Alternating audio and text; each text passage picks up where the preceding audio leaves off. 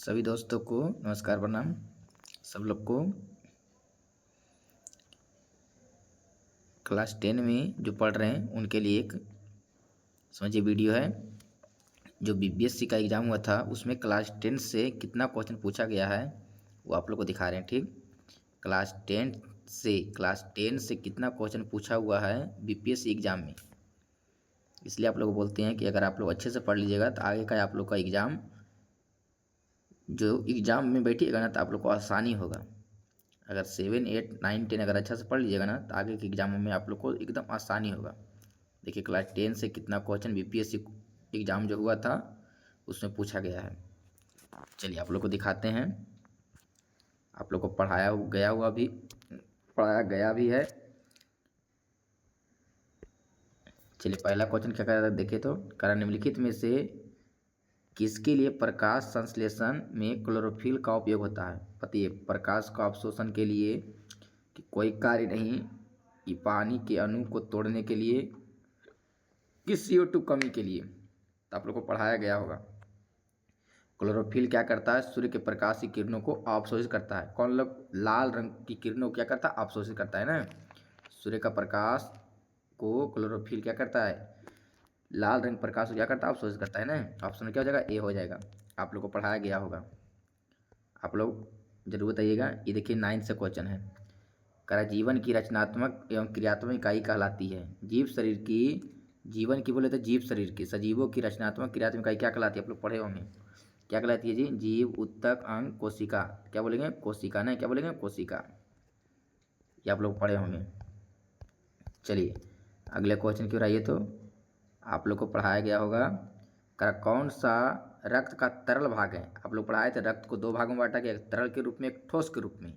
आप लोग को पढ़ाए थे ठोस के रूप में, तरल के रूप में। तो तरल के रूप में क्या था है पता आप लोग को, RBC, प्लेटलेट्स, प्लाज्मा कि WBC। तो तरल के रूप में था प्लाज्मा। तरल के रूप में क्या था, द्रव के रूप में प्लाज्मा। और ठोस के रूप में था रक्त कण। क्या था, रक्त कण। ठोस के रूप में ना, रक्त कण को कई भागों में, 3 भागों में, लाल रक्त कण, श्वेत रक्त कण, प्लेटलेट्स, इन बताए थे ठोस के रूप में। ये हो गया प्लाज्मा, हो गया तरल के रूप में। चलिए ठोस के रूप में रक्त कण, लाल रक्त कण, श्वेत रक्त कण, प्लेटलेट्स। अगला क्वेश्चन आइए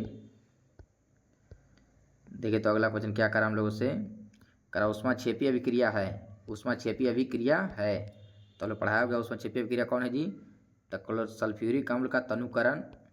इसमें भी जब हम लोग तनुकरण करते हैं, जब अम्लीय क्षारों को मिलाते हैं तो पढ़ाए थे आप लोग को, तनुकरण बताए थे। जल में अम्लीय क्षारों को मिलाने पर उसके आयन सांद्रता में प्रति इकाई आयतन कमी आती है, इस पर तनुकरण कहते हैं ना। क्या होता है, तनुकरण कहना बताए थे आप लोग को। तो अम्लीय क्षारक बुलाने की प्रक्रिया क्या है, तनु ऊष्माक्षेपी है। क्या है, ऊष्माक्षेपी ना है। क्या पढ़ाए थे, ऊष्माक्षेपी है। और बिना बुझा हुआ चूने के साथ पानी की प्रतिक्रिया मैंने अभिक्रिया, तो बताए थे बिना बुझा हुआ चूने को जब चूना पानी में डालते हैं तो क्या होता है, उष्मा निकलता है ना। तो हो जाएगा ए और दो दोनों हो जाएगा, 2 और 3 मतलब 2 और 3 दोनों हो जाएगा ना। ऑप्शन इधर नीचे होगा 2 और 3। चलिए अगला क्वेश्चन देखिए तो अगला क्वेश्चन क्या कर रहा है देखो तो, आप लोग को बायोलॉजी में पढ़ाए थे जनन, तो हम बताए होंगे किन जीवों में बीजाणु निर्माण का द्वारा प्रजनन होता है। मैंने बीजाणु जनन बताइए, बीजाणु जनन जो होता है, बीजाणु जनन विधि द्वारा किस में होता है। आप लोग को पढ़ाए होंगे, याद होगा समझो। राइजोपस था ना, क्या था जी, राइजोपस, कवक, इन था राइजोपस, कवक। राइजोपस और क्या था, कवक था ना, क्या था, कवक। चलो अगला क्वेश्चन की ओर, कि नहीं चल गए जी, यहाँ हो गया। आ जाओ अगला क्वेश्चन देखो क्या कर रहा है। कोरंडम और क्रायोलाइट धातु के अयस्क बताइए। तो कोरंडम और क्रायोलाइट किसका अयस्क जी, बताया आप लोग को पढ़ाए थे। बॉक्साइट, क्रायोलाइट, कोरंडम, ये सब पढ़ाए थे ना आप लोग को। बॉक्साइट, क्रायोलाइट, कोरंडम, ये सब किसका था बताइए आप लोग को, एल्युमिनियम का ना। क्या था, एल्युमिनियम का। एल्युमिनियम का था ना बॉक्साइट, क्रायोलाइट। ये देखिए ये 8 का क्लास का, 8 का है।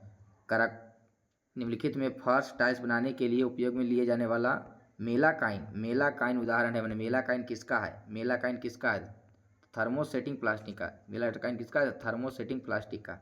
इस 7 में पढ़ने का है। चलो अगला क्वेश्चन आ जाओ। कौन सा अम्ल पेट में स्रावित होता है, बताइए हमारे पेट में कौन सा अम्ल बनता है जी? तो आप लोग पढ़ाए, आप लोग को पढ़ाए थे आगे, याद होगा कौन सा अम्ल बनता है? तो हाइड्रोक्लोरिक अम्ल, HCl ना, क्या बनता है? HCl, हाइड्रोक्लोरिक अम्ल। चलो अगला क्वेश्चन आ जाओ तो देखो, तो अगला क्वेश्चन क्या करा है जी? आप लोग को ही पढ़ाए थे, देखें आधे तब ना, बताए थे कौन सा सोडा अम्ल अग्निशामक का घटक है ना, आप लोग पढ़ाए थे सोडा अम्ल। बताइए कौन सा अम्ल अग्निशामक अंत्र में प्रयोग होता है ना, पढ़ाए थे आप लोग को। अग्निशामक अंत्र बनाने के लिए किसका किसका उपयोग होता है, तो आप लोग पढ़ाए थे सोडियम बाइकार्बोनेट, माने खाने वाला सोडा और सल्फ्यूरिक अम्ल ना, सोडियम बाइकार्बोनेट और सल्फ्यूरिक अम्ल था ना, सोडियम बाइकार्बोनेट और सल्फ्यूरिक अम्ल था ना, सोडियम बाइकार्बोनेट और सल्फ्यूरिक अम्ल के मिश्रण से बनता है अग्निशामक यंत्र बनाने में ना। चलो ये आप लोग को पढ़ाए थे, याद होगा ये पढ़ाए होंगे। वो पढ़ाए थे अम्ल क्षारक और लवण में ये कौन सा लोहे का अयस्क, धातु धातु पढ़ाए होंगे, लोहे का अयस्क, हेमाटाइट, मैग्नेटाइट, लिबोनाइट, आयरन पेराइट, सिटेराइट, इन था।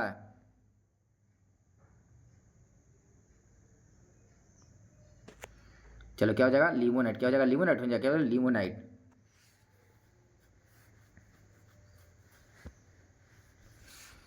चलो क्या हो जाएगा? Iron pyrite, limonite, siderite, limonite. क्या हो जाएगा? लिमोनाइट ना, बॉक्साइड, ये सब। ये देखिए 9th का क्वेश्चन है, करेक्ट।